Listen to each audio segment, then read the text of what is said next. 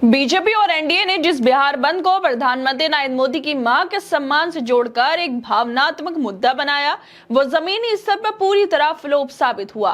पूरे राज्य में इस बंद को लेकर जो माहौल बनाने की कोशिश की गई थी, वो सिर्फ पोस्टरों, बयानों और सोशल मीडिया तक ही सिमट कर रह गया। आम जनता ने इस बंद को न सिर्फ नकार दिया, बल्कि ये भी दिखा दिया कि अब भावनात्मक ड्रामों से ज्यादा उनकी प्राथमिकता रोजगार, शिक्षा और शांति है। लेकिन हैरानी की बात यह रही कि इतने बड़े स्तर पर जबरदस्ती, मारपीट और गुंडागर्दी के बाद भी देश के बड़े अखबारों में इस खबर को लगभग गायब ही रखा गया।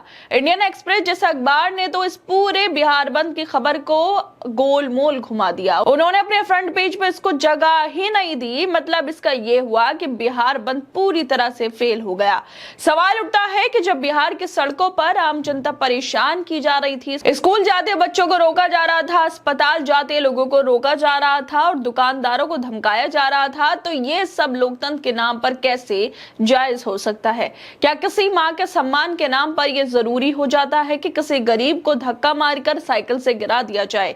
एक वीडियो में साफ दिखा था कि कैसे एक दुकानदार जो रोजी रोटी के लिए सुबह दुकान खोलने जा रहा था, उसे बीजेपी के कार्यकर्ता गिरा देते हैं साइकिल से और धमकाते हैं कि बंद का उल्लंघन नहीं होना चाहिए। क्या अब आम आदमी को भी तय करने की ये छूट नहीं है कि वो क्या करे, कैसा जीवन जिए? क्योंकि जैसे बीजेपी वाले चाहते हैं वैसा ही उसको करना पड़ेगा। अगर रैली प्रधानमंत्री की मां के सम्मान में थी, तो उसमें सोनिया गांधी के लिए अपमानजनक और अशोभनीय भाषा का इस्तेमाल क्यों किया गया था? दरअसल बीजेपी और एनडीए ने पूरे जोर शोर से प्रधानमंत्री नरेंद्र मोदी की मां के अपमान के विरोध में बिहार बंद बुलाया था। सुबह 7 से दोपहर 12 बजे तक बंद का आह्वान किया गया था और दावा किया गया कि ये जो बंद का आह्वान है वो पूरे राज्यव्यापी जन आंदोलन होने वाला है। लेकिन जमीनी हकीकत कुछ और ही सामने आई। न जनता ने इस बंद को समर्थन दिया, ना ही कोई खास भीड़ सड़कों पर ही उतरी। लेकिन सबसे हैरानी करने वाली बात यह है कि देश के बड़े और प्रतिष्ठित अखबारों ने भी इस खबर को लगभग नजरअंदाज कर दिया। इंडियन एक्सप्रेस जैसे अखबार जो हर बड़ी राजनीतिक हलचल को रिपोर्ट करते हैं, उन्होंने भी इस बिहार बंद की खबर को जगह नहीं दी। यह इस बात का सीधा संकेत है कि खुद मीडिया ने भी इस प्रदर्शन को खबर बनाने के लायक नहीं समझा।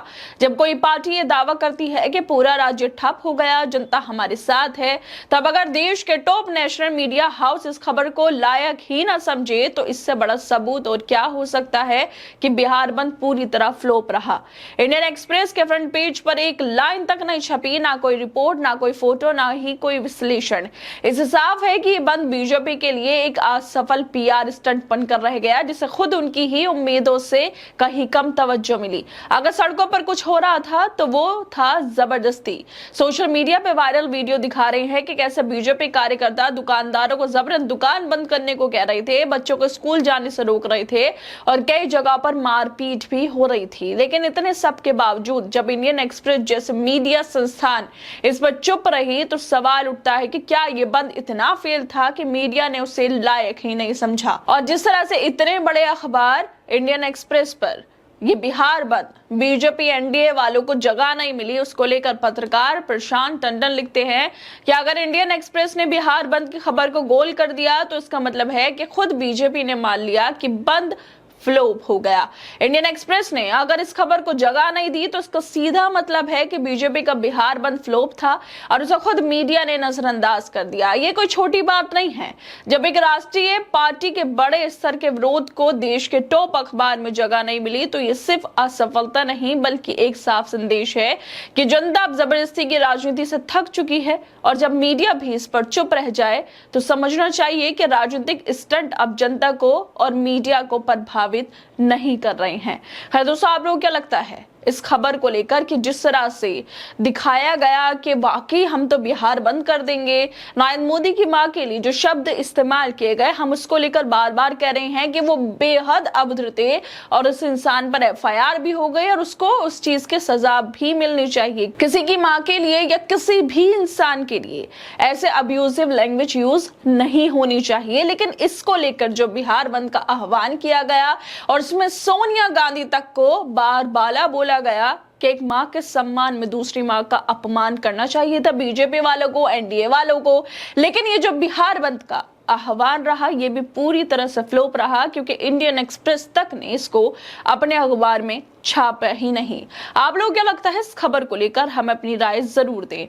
और इसके अलावा हम आपसे एक अपील भी करना चाहते हैं कि पंजाब में और देश के बाकी राज्यों में जिस तरह से बाढ़ आई हुई है, लोग प्रभावित हो रहे हैं, कितने लोगों की मौत हो चुकी है पंजाब के अंदर, हमारी स्क्रीन पर आपको एक QR कोड दिख रहा होगा। आप चाहें तो पंजाब के लोगों की, बाकी राज्यों के लोगों की मदद कर सकते हैं जितना चाहें, क्योंकि पूरा भारत इस वक्त जहां जहां बाढ़ आई है, पंजाब में जिन लोगों ने अपने घरों को छोड़ा है, अपनों को खो दिया है, उन सब के साथ खड़ा हुआ है।